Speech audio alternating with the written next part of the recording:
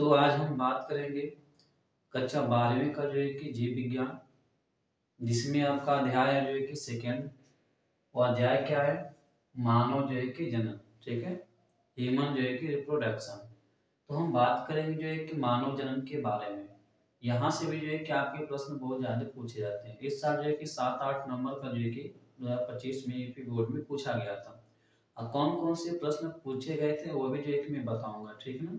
तो चलिए जो है कि हम इसको शुरू से देखते हैं कि इसमें क्या क्या सारी चीज़ें होती है। तो यहाँ पे देखिए, यदि हम बात करें जो है कि मानव जन्म के बारे में, ठीक है, तो मानव जन्म के बारे में यदि हम बात करें तो मानव जो होता है एक लिंगीय प्राणी है। कैसा है?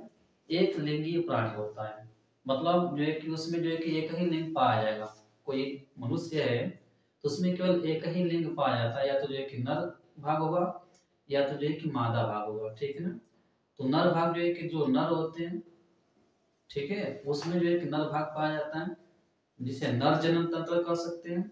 और जो है कि मादा में जो है कि मादा जनन तंत्र जो है कि होता है। उसी के बारे में जो है कि हमको पढ़ना है इस चैप्टर में। ठीक है, तो चलिए जो है कि हम देखते हैं पहले जो है कि इसके बारे में। तो नर जनन तंत्र के बारे में हम देख लेते हैं। ठीक है, तो यहाँ पे जो है कि आपका नर जनन तंत्र की संरचना, तो ये आपके एग्जाम में बहुत बार पूछा जाता है कि नर जनन तंत्र की संरचना का वर्णन कीजिए। नर जनन तंत्र की संरचना का सचित्र वर्णन कीजिए। ठीक ना? ऐसे करके आपके बोर्ड के एग्जाम में प्रश्न में 5 नंबर का पूछा जाता है। या तो जो है केवल जो कि कहेगा कि नर जनन तंत्र का नामांकित चित्र बनाइए। तो नामांकित चित्र का मतलब होता है या तो 3 नंबर पूछेगा या तो 2 नंबर का पूछ लेता है। खाली चित्र बना के जो है कि आपको उसको जितने मतलब अंग होते हैं, जितने सारे भाग होते हैं, उसी को लिख देना होता है। ठीक है, तो चलिए हम इसको शुरू से देखते हैं। तो यहाँ पे आपका जो है कि नर जनन तंत्र की संरचना, तो इसमें कौन कौन से भाग होते हैं? तो पहला जो है कि इसमें भाग होता है आपका मुख्य अंग। क्या होता है? मुख्य अंग होता है। ठीक है, इस मुख्य अंग में क्या है? वृषण।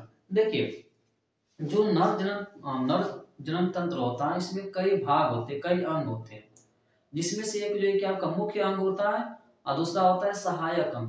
तो मुख्य अंग जो होता है, तो मुख्य अंग के बारे में बात करें हम, तो कौन जो है कि इसमें से मुख्य अंग होता है, तो जिसमें शुक्राणु बनते हैं, स्पर्म बनते हैं, वही जो है कि नर जनन तंत्र का मुख्य अंग होगा। ठीक है, तो किसके अंदर बनते हैं शुक्राणु? तो वह बनते हैं जो है कि वृषण के अंदर, जिसको हम टेस्टिस कहते हैं। तो वृषण के अंदर ही शुक्राणु का निर्माण होता है। इसीलिए इसका नाम पड़ा है, इसीलिए इसको कहा जाता है मुख्य अंग। ठीक है, मतलब इसको मुख्य अंग में दिया गया है। तो वृषण के अंदर ही शुक्राणु का निर्माण होता है। अब सहायक अंग क्या होते हैं? तो जैसे मान लो जो शुक्राणु होते हैं जनन में जो अंग भाग लेते हैं, ठीक है, उन अंगों को जो है कि सहायक अंग कहते हैं। मतलब ठीक है, जैसे जो शुक्राणु होते हैं वो तो वृषण में बनते हैं, तो ये हो गया मुख्य अंग।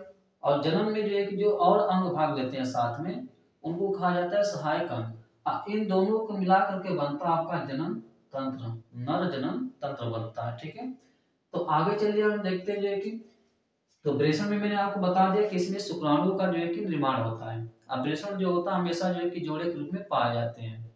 ठीक, और जो वृषण है यह जो है कि शरीर का जो उदर गुहा होता है उससे बाहर होता है। जब बच्चे का जन्म होता है तो उदर गुहा के अंदर होता है। और इसे, ठीक है, बच्चे के जन्म से पहले जो है कि वृषण उदर गुहा में होता है। बच्चे के जन्म के बाद जो है कि वह उदर गुहा से बाहर हो जाता है। ठीक है, तो देखिए एक चीज मैं यहाँ से एक चीज और बता देना चाहता हूँ। प्रश्न ऐसे ही पूछा जाता है कि वृषण उदर गुहा से बाहर क्यों होता है? उदर गुहा से बाहर क्यों होता है? तो चलिए इस चीज को हम समझ लेते हैं। जैसे कहने का मतलब यह है, यहाँ पे आप देख सकते हैं ये क्या होता है, ये है जो है कि वृषण होता है। ठीक ना? यह है जो है कि वृषण कोश, वृषण कोश होता है, मतलब एक थैली होती है, इसी में रहता है वो। ठीक ना? तो इसको कहा जाता है वृषण कोश। ये जो गोल सा दिख रहा है ना, ये वाला हिस्सा, इसको कहते हैं वृषण। क्या होते हैं? वृषण कहते हैं, या इसको टेस्टिस कहा जाता है। और इसी के अंदर जो है कि शुक्राणुओं का निर्माण होता है। किसका? जो है कि शुक्राणुओं का निर्माण होता है। ठीक, तो ये देखिए जो कि उदर गुहा से बाहर है, नीचे लटका हुआ होता है। ठीक है, और ये हमेशा जोड़े के रूप में पाया जाता है। तो पूछा जाता है 2 नंबर का, ये उदर गुहा से बाहर क्यों होता है। तो देखिए शुक्राणु बनने के लिए एक जो है कि टेम्परेचर जो है कि चाहिए, मतलब जो एक मिनिमम जो मतलब इतना भी ज्यादा टेम्परेचर ना हो कि शुक्राणु जो है कि बन ही ना पाए, मतलब उसका निर्माण ना हो पाए। ठीक है, इतना भी कम ना हो कि उसका फॉर्मेशन ना हो पाए, निर्माण ना हो पाए। तो एक मेंटेन जो है कि टेम्परेचर चाहिए इसको। तो जब जो है कि देखिए, तो जब जो है कि सर्दियों का सीजन आता है, या कह लीजिए पहले गर्मियों का सीजन आता है, तो गर्मियों में होता क्या है कि हमारे शरीर से दूर हट जाता है। जो वृषण है गर्मियों के सीजन में हमारे शरीर से जो है कि दूर हट जाता है।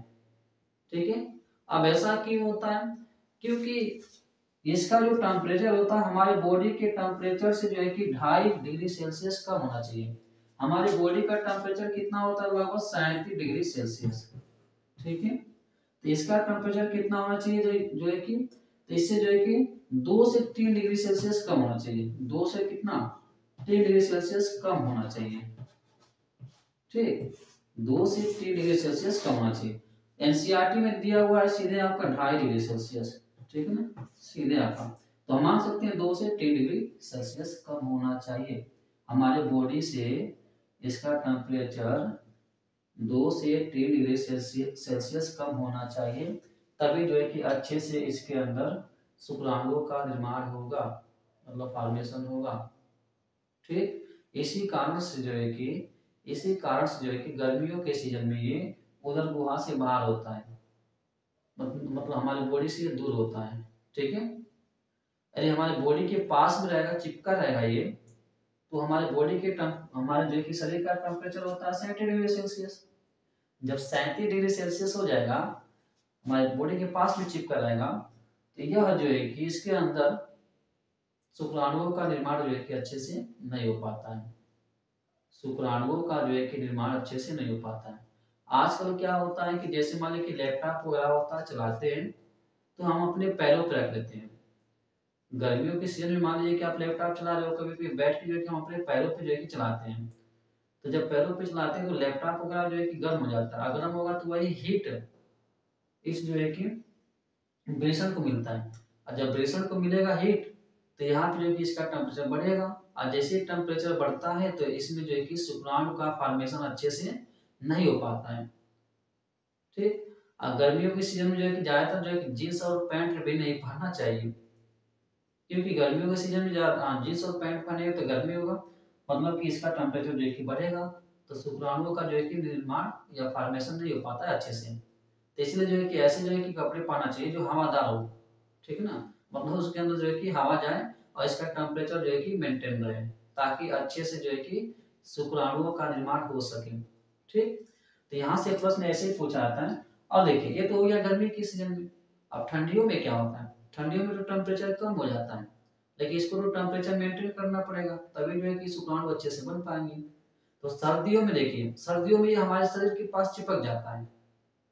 ठीक ना, मतलब सिकुड़ जाता है, हमारे शरीर के पास ये चला आता है। तो ऐसा क्यों होता है, क्योंकि इसको चाहिए टेम्परेचर कितना, बॉडी से लगभग जो है कि 2 से 3 डिग्री सेल्सियस कम में चाहिए। तो सर्दियों में कि बाहर का जो हवा होती है वो ठंडी होती है, जब बाहर की हवा ठंडी होती है तो जो वृषण होगा इसका भी तापमान कम हो जाएगा।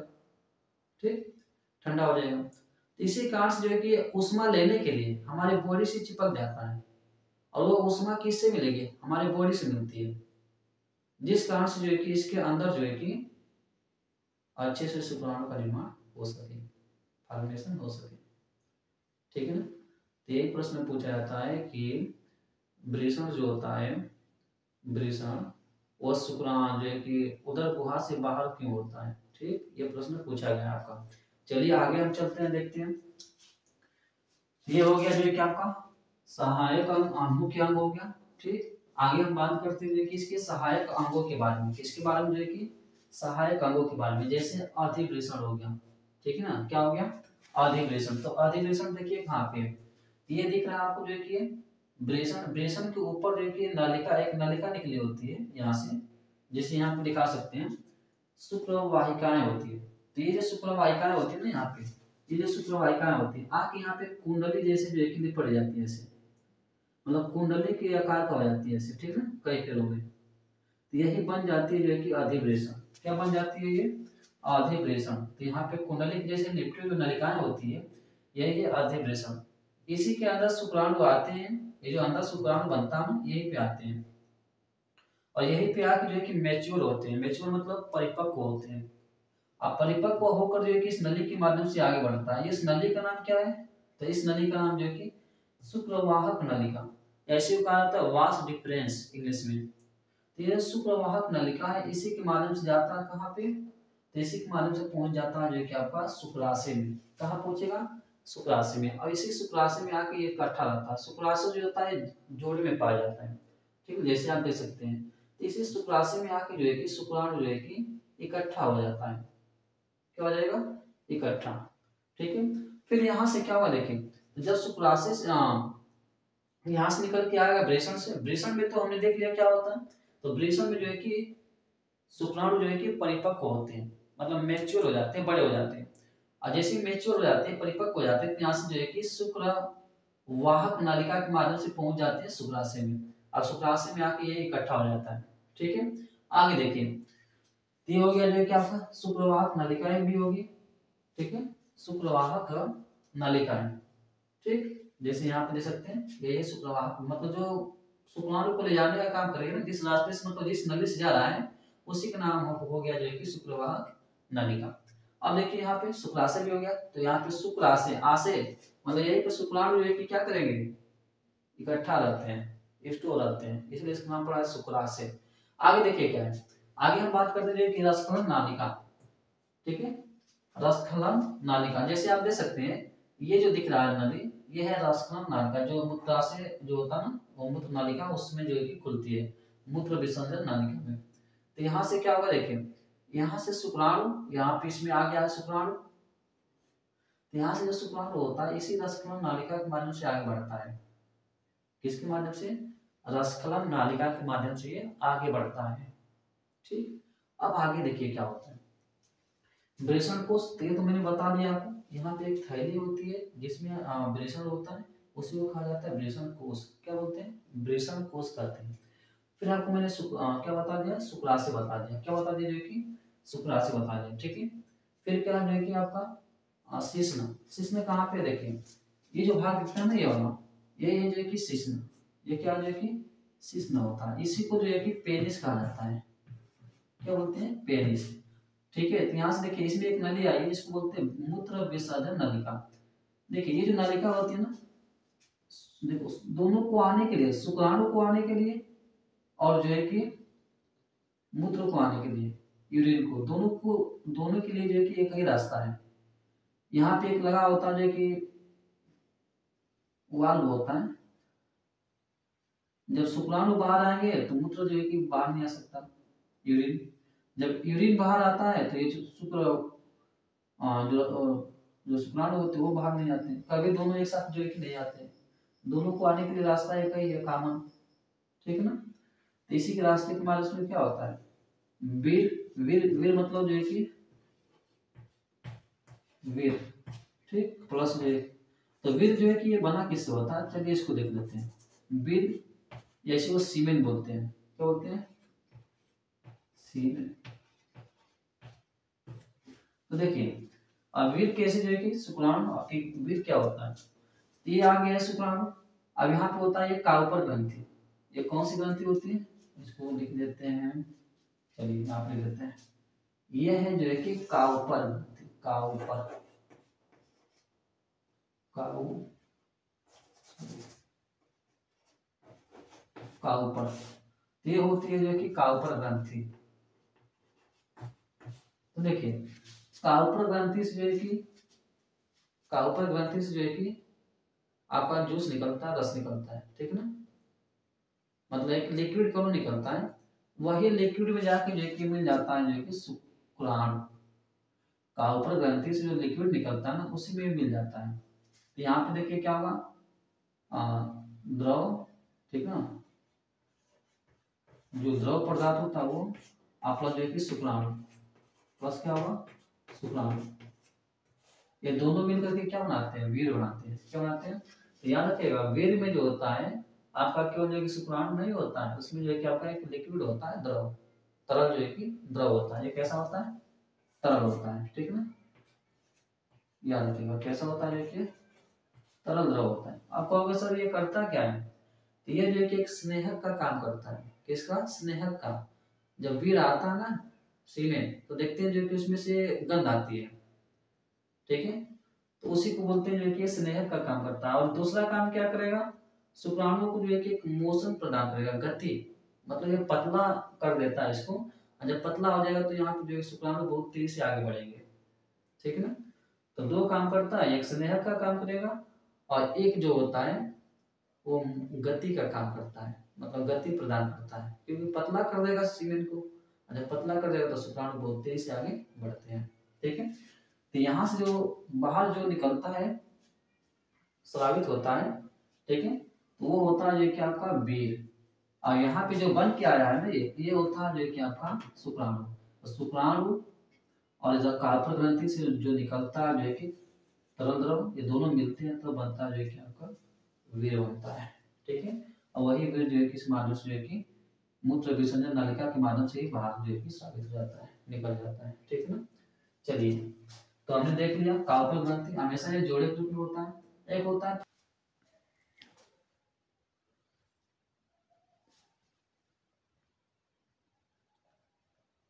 तो ये कौन सी ग्रंथि होती है, प्रोटेस्ट ग्रंथि, ठीक है ना। तो यहाँ पे हम देख लिया जो है कि प्रोटेस्ट ग्रंथि, तो ये होता है प्रोटेस्ट ग्रंथि। अगर हम बात करते हैं जो कि, तो हमने क्या देख लिया, नर जनन तंत्र की संरचना। तो इसमें जो है कि आपका मुख्य जो है कि अंग कौन सा होता है, तो वृषण होता है। वृषण के अंदर जो है कि शुक्राणु का निर्माण होता है, इसलिए इसको कहा गया मुख्य अंग। और ये जो होते हैं सहायक अंग होते हैं। क्या होते हैं, सहायक अंग होते हैं, जो नर जनन तंत्र में जो है कि भाग लेते हैं, ठीक है। जैसे अधिवृषण, अधिवृषण जो है कि कहाँ पे है, तो आप देख सकते हैं यह जो है कि अधिवृषण होता है, जिसके अंदर जो है कि शुक्राणु जो है कि आकर के जो है कि परिपक्व होते हैं। वृषण के अंदर तो बनेगा, इसमें आके परिपक्व होंगे। फिर होता है जो एक रसक्रम नालिका। तो रसक्रम जो नालिका होती है, यही जो एक रसक्रम नालिका होती है, इसी के माध्यम जो है कि ये आगे बढ़ता है जो कि शुक्राणु वगैरह, ठीक है ना, तरल द्रव के साथ मिलकर। फिर क्या होता है जो कि वृषण कोष होता है। तो यहाँ पे देख सकते हैं जो दिख रहा है वृषण कोष, इसको स्कोट्रम बोलते हैं इसको। शुक्राशय, शुक्राशय कहाँ पे होता है, जैसे यहाँ से जो एक निकलता है शुक्र वाहक नालिका से, तो जाके जो कि शुक्राशय में जो कि स्टोर होता है, इकट्ठा हो जाता है। तो यहाँ पे शुक्राशय जो जोड़े के रूप में पाया जाता है, ठीक। फिर होता है जो कि आपका शिश्न, क्या होता है, शिश्न। तो शिश्न ये जो, इसी को पेनिस कहा जाता है। तो इसी के माध्यम से जो है कि यूरिन, यूरिन और जो है कि बात करें जो है कि आपका जो वीर होता है, इसी के रास्ते जो है कि बाहर निकलता है।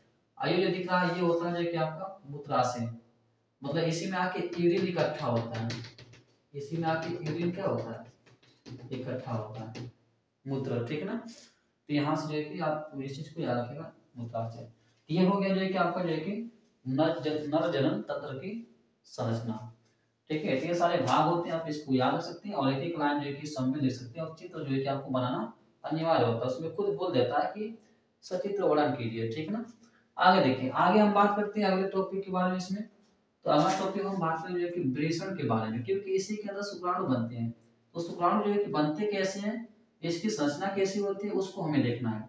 तो हम देखते हैं कि वृषण की संरचना। तो जैसे यहाँ पे देखिए, यहाँ पे मैं बनाया हूँ वृषण की संरचना। तो वृषण जो होता है, आपको पता है हमेशा ये जोड़े के रूप में होते हैं। किस रूप में होते हैं, जो कि जोड़े के रूप में। तो ये ऐसे होते हैं,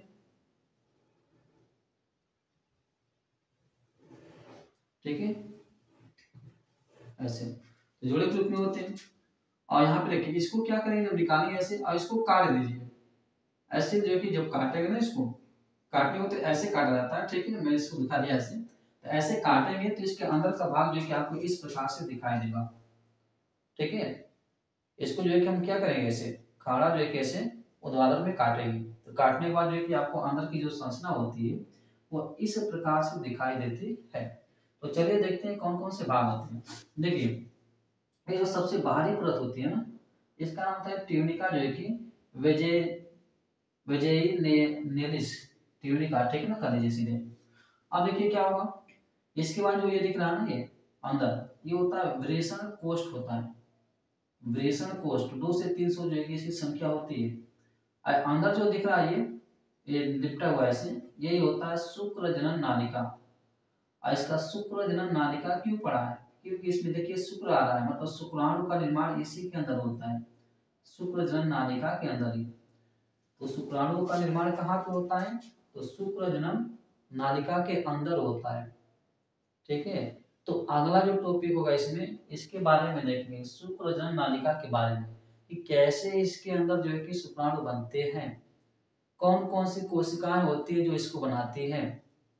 तो यहां से प्रश्न पूछा गया है। ठीक है, शुक्र जनन कोशिका होती है, सर्टोली कोशिका होती है, लीडिग कोशिका होती है। तो सर्टोली और लीडिग ये बहुत पूछा जाता है, तो आगे हम बात करेंगे इसके बारे में। ठीक है ना, आगे देखिए क्या है, ये है शुक्र वाहिकाएं, जो ये दिख रहा है ना, ये है शुक्र वाहिकाएं। ठीक है, तो देखिए क्या होता है, शुक्र जनन नालिका में शुक्राणु बनते हैं, और यही शुक्राणु है कि शुक्र वाहिकाओं के माध्यम से आगे बढ़ते हैं, क्या बनते हैं, आगे बढ़ते हैं। और ये होता है कि अधिवेशन, इसी में आके शुक्राणु जो है कि इकट्ठा हो जाते हैं। ऐसे के शुक्राणु जब आके इकट्ठा होते हैं तो पहले वो परिपक्व होंगे, परिपक्व मतलब मैच्योर होते हैं, और जैसे मैच्योर होते हैं तो यहाँ पे हमने देखा कि ये होती है शुक्रवाहक नलिका, इसके माध्यम से पहुंच जाता है फिर शुक्राशय में। ठीक ना, तो ये हमने देख लिया वृषण की संरचना। थोड़ा सा मैं एक चीज और बता देता हूँ नॉलेज के लिए, थोड़ा याद रखिएगा। नसबंदी क्या होती है, नसबंदी। ठीक है ना, तो नसबंदी क्या होती है देखिए, तो मैं थोड़ा सा यहाँ बता देता हूँ।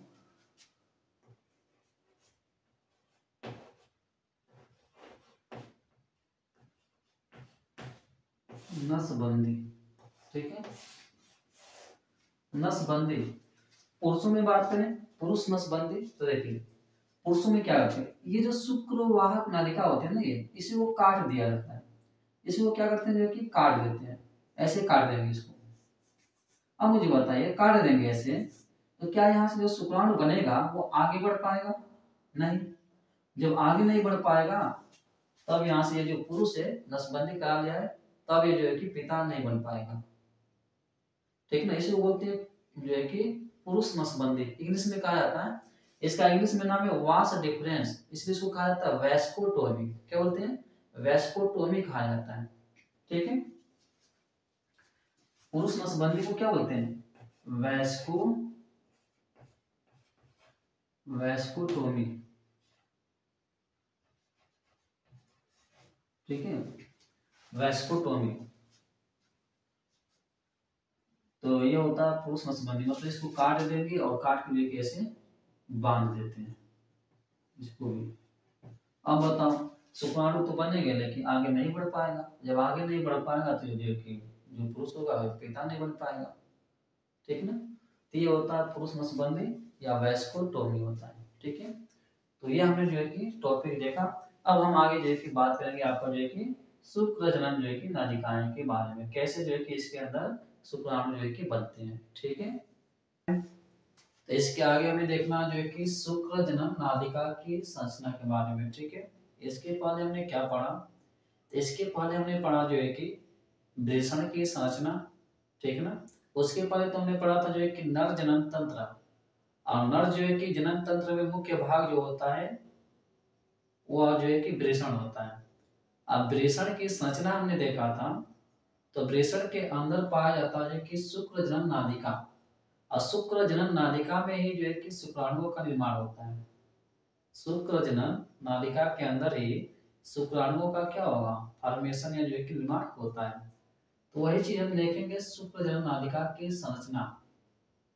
ठीक है, इसके अंदर जो शुक्राणु होता है, ठीक है, उसको बनाने वाली कोशिकाएं कौन कौन सी होती है, तो उसके बारे में हम देखेंगे। ठीक है, तो चलिए देखते हैं।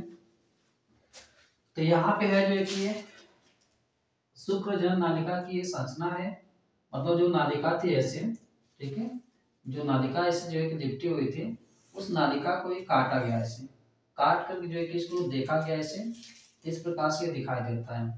तो इसमें देखिए क्या क्या चीजें होती है, तो इसमें 3 प्रकार की कोशिकाएं पाई जाती हैं। कितनी होती है, 3 प्रकार की कोशिकाएं होती है।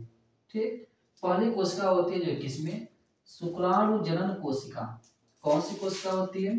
शुक्राणु जनन कोशिका। ठीक है, नाम से ही है शुक्राणु जनन कोशिका। ठीक, तो शुक्राणु जनन कोशिका, इसका काम क्या होता है? तो ये जो दिख रही है ना, ये होती है शुक्राणु जनन कोशिका। इसी में जो है कि अर्धसूत्री विभाजन होता है और उसी अर्धसूत्री विभाजन के फलस्वरूप शुक्राणुओं का निर्माण होता है। ये जो शुक्राणु जनन जो कोशिका होती है,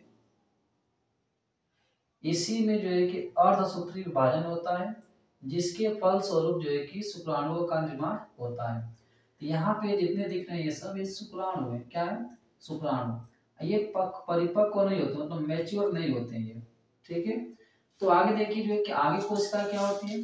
तो आगे कोशिका होती है इसी के अंदर जो है कि पिरामिड के आकार की सर्टोली कोशिकाएं। कौन सी होती है? जो कि सर्टोली कोशिका। तो दूसरी कोशिका हो जाएगी जो है कि यहाँ पे सर्टोली।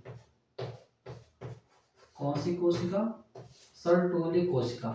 ये आपके एग्जाम में जो है कि पूछा गया था। ठीक है ना, कि सर्टोली कोशिका के बारे में देखिए। ठीक है, कि सर्टोली कोशिका का कार्य क्या है। तो देखिए, ये जो सर्टोली कोशिका होती है, बने हुए शुक्राणुओं को पोषण प्रदान करती है। मतलब कि इनके अंदर जो शुक्राणु बने हैं, तो ये जो है कि पल बढ़ के मतलब जो है कि कर सकते हैं, इनको पोषण कौन देगा? तो इनको पोषण देने के लिए होती है जो है कि सर्टोली कोशिकाएं। कौन सी कोशिकाएं होती है? सर्टोली। जो पिरामिड के आकार के दिख रहे हैं ना, ऐसे उठा हुआ, यही होती है सर्टोली कोशिकाएं। करती क्या है? तो शुक्राणुओं को पोषण प्रदान करती है। ये शुक्राणुओं को क्या करेगी? जो है कि शुक्राणुओं को जो है कि पोषण प्रदान करती है। ठीक है, ये शुक्राणु को क्या करेगी? पोषण जो है कि प्रदान करती है। ठीक है, तो याद रखिएगा ये किस आकार की होती है? पिरामिड के आकार की। अब देखिए यहाँ पे जो दिख रही है ना, ये होती है तीसरी कोशिका, जिसको लीडिंग कोशिका कहते हैं। लीडिंग, जैसे वो कहा जाता है अंतराली कोशिका। तो तीसरी कोशिका कौन सी हो जाएगी? लीडिंग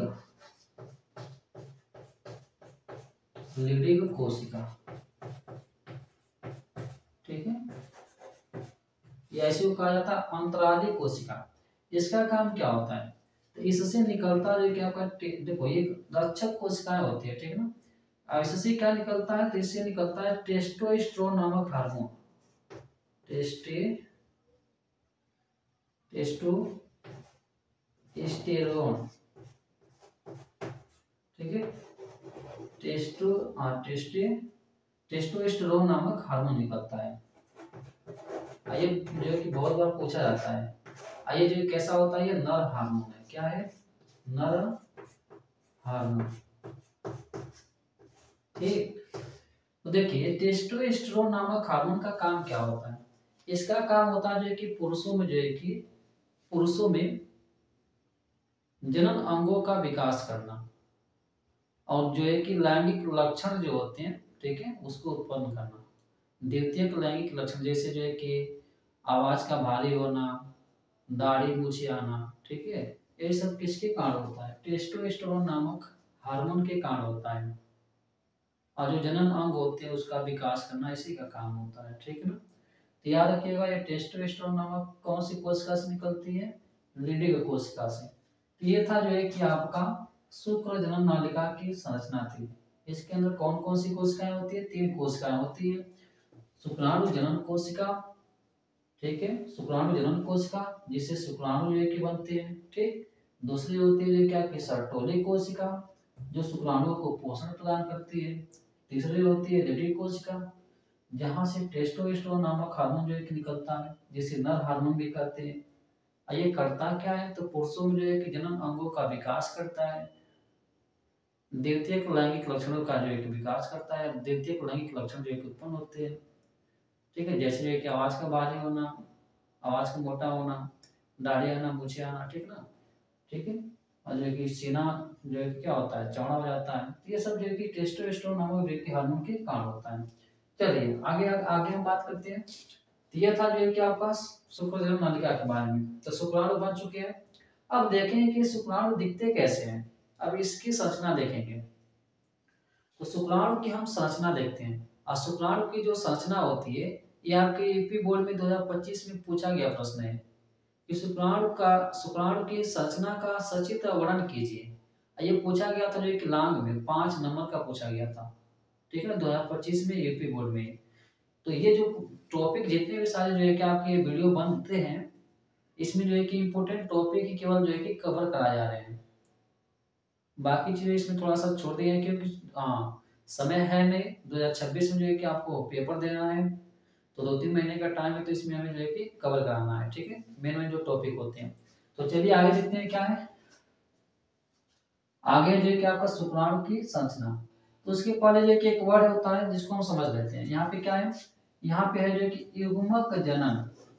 तो मैंने आपको एक चीज बताया था, जहाँ पे जनन शब्द आएगा वहां पे इस चीज को याद रखिएगा कि उस चीज का निर्माण होगा जिसके पहले जिसके बाद वो लगा है। जैसे यहाँ पे देखिए युग्मक, यहाँ पे लगा है जो कि जनन, मतलब युग्मक का निर्माण, ठीक है ना।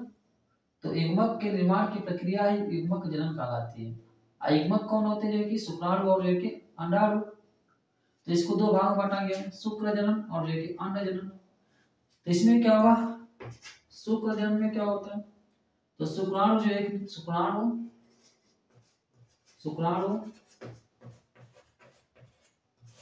के निर्माण की जो प्रक्रिया होती है, शुक्राणु के निर्माण की जो प्रक्रिया होती है उसे कहते हैं शुक्र जनन। और एक इसमें इसे क्या कहेंगे, अंडाणु निर्माण की प्रक्रिया को हम कहते हैं अंड जनन। तो बस यही शुक्राणु जो है कि कहेंगे जो है कि शुक्राणु जो है कि बनने की प्रक्रिया को ही हम जो है कि शुक्रजनन करते हैं, अंडाणु बनने की प्रक्रिया को जो है कि हम अंडजनन करते हैं। तो चलिए आपका जो 2025 में पूछा गया था जो है कि शुक्राणु की संरचना, तो इसको हम देख लेते हैं। तो ये है जो है कि शुक्राणु। अब इसके कौन कौन से भाग होते हैं उस चीज को हम देख लेते हैं। तो पहला भाग इसमें आता है जो है कि सिर। क्या आता है, जो कि सिर आता है, हेड। तो यहाँ देखिए ये वाला जो भाग ना, ये सिर, ठीक है। सिर में जो कि सबसे आगे वाला जो हिस्सा होता है उसको कहा जाता है एक्रोसोम। क्या कहते हैं, एक्रोसोम कहते हैं। अभी इसके बारे में बताऊंगा, पहले सारे भाग देख लीजिए। ये जो अंदर की दशा होता है इसको कहा जाता है ग्रीवा। क्या बोलते हैं, कि ग्रीवा कहते हैं। तो ये हो जाएगा दूसरा भाग जो है कि इसका ग्रीवा, जो अंदर की छोटा सा दबा हुआ भाग होता है उसको जो है कि ग्रीवा कहते हैं। ये होता है मध्य भाग, मध्य भाग होता है, ठीक है। तो ये तीसरा भाग हो जाएगा जो कि मध्य भाग। ये होता है पूंछ, जिसे टेल बोलते हैं। इसका काम क्या होता है ये समझेंगे। तो चौथा हो जाएगा आपका जो कि पूंछ। क्या हो जाएगा, पूंछ। तो देखिए, तो जो सिर होता है ना, सिर की जो सबसे आगे वाला भाग होता है उसको कहते हैं एक्रोसोम। एक्रोसोम का काम क्या होता है, जैसे मान लीजिए कि यहाँ पे अंडाणु है, और जब यहाँ से शुक्राणु पहुंचता है, ठीक है ना, जब यहाँ से शुक्राणु ये पहुंचता है तो ये आगे वाला भाग ही तो एक्रोसोम है। तो इस जाके जो है कि अंडाणु को जो है कि इसकी जो झिल्ली होती है बाहर की उसको बेधेगा, मतलब इसमें छेद करेगा। तो जैसे ये जाता ना, तो एक्रोसोम जो होता है यही इस झिल्ली को जो है कि आप कह सकते हैं बेधने का काम करता है, ठीक है। वेदने का काम करेगा और जाके जो है कि इसके अंदर जो इसकी जो कोशिका होती है इसके अंदर प्रवेश कर जाता है। तो अंडाणु जो कोशिका होती है उसके चारों जो झिल्ली होती है उसको वेदने का या उसमें छेद करने का काम कौन करता है, एक्रोसोम ही करता है, ठीक है ना। आगे देखिए, आगे क्या है, तो यह है ग्रीवा, जो पतला सा भाग होता है यहाँ पे, इसी को ग्रीवा कर देते हैं। यह है मध्य भाग। मध्य भाग में जो है कि बहुत सारे माइटोकांड्रिया पाए जाते हैं। क्या पाए जाते हैं, माइटोकांड्रिया, जिसके बारे में जो है कि आप पढ़ चुके हैं, माइटोकांड्रिया, जिसे हम ऊर्जा घर भी कहते हैं। तो माइटोकांड्रिया के अंदर ही जो है कि श्वसन की प्रक्रिया संपन्न होती है, रेस्पिरेशन की, और उसी के फलस्वरूप जो है कि ऊर्जा बनती है। इसी कारण इसी को कहा जाता है ऊर्जा घर भी। तो माइटोकांड्रिया को ये क्या बोलते हैं हम लोग, ऊर्जा घर कहते हैं। ठीक है, पावर ऑफ हाउस, ठीक है, तो ऊर्जा घर इसी को कहा जाता है। तो देखिए इसके अंदर जो है कि ऊर्जा बनेगी, तो वह ऊर्जा किसको मिलेगी, शुक्राणु को। जब शुक्राणु को मिलेगी तो शुक्राणु क्या करेगा, गति करेगा, ठीक है। तो शुक्राणु जो होता है ये चल होता है, चल मतलब जो है कि गति करता है, एक जगह से दूसरी जगह पे जाता है। और किसके माध्यम से जाता है, तो एक पूंछ के माध्यम से। अब पूंछ के माध्यम से जब ये आगे बढ़ेगा तो उसकी एनर्जी भी चाहिए, तो एनर्जी कहाँ से मिलती है, तो माइटोकॉन्ड्रिया से। तो इसमें जो है कि माइटोकॉन्ड्रिया भरा हुआ है पूरा, तो मध्य भाग में जो है कि माइटोकॉन्ड्रिया की मात्रा ज्यादा होती है, जहां पे जो है कि हम कह सकते हैं ऊर्जा का निर्माण होता है। और उसी ऊर्जा के कारण जो है कि शुक्राणु जो है कि आगे बढ़ते हैं, ठीक है। तो उसको गति प्रदान कौन करता है, तो ये पूंछ करती है। और ऊर्जा कहाँ से मिलती है, तो माइटोकॉन्ड्रिया से। तो पूंछ का भी काम देख लिया आपने क्या होता है, तो पूंछ का काम होता है कि गति प्रदान करना, शुक्राणु को गति प्रदान करना। तो ये चारों भाग जो है कि आप इसमें क्या कर सकते हैं, आसानी से लिख सकते हैं, ठीक है ना। तो मैं जो है कि थोड़ा साइड में जाता हूँ, तो आप इसको अच्छे से जो है कि क्या कर सकते हो, आप बना सकते हो, लिख सकते हो। ये आपके पेपर में पूछे गए हैं सारे, ठीक है। तो चाहो तो आप नोट कर सकते हैं, ठीक। तो ये था जो है कि आपका नर जनन तंत्र खत्म होता है। अगले वीडियो में बनाएंगे जो है कि आपका मादा जनन तंत्र के बारे में। तो ये नर जनन तंत्र पूरा जो है कि आपके यहाँ पे कंप्लीट होता है। तो एक और वीडियो आएगा इस चैप्टर से, ठीक है ना। तो फिलहाल जो है कि इतना रहने देते हैं। और जितने भी आपके दोस्त मित्र हैं उसको आप शेयर कर सकते हैं, ठीक है ना। और जो है कि सब्सक्राइब भी कर सकते हैं इस चैनल को, ठीक। तो चलिए फिलहाल आज इतना रहने देते हैं।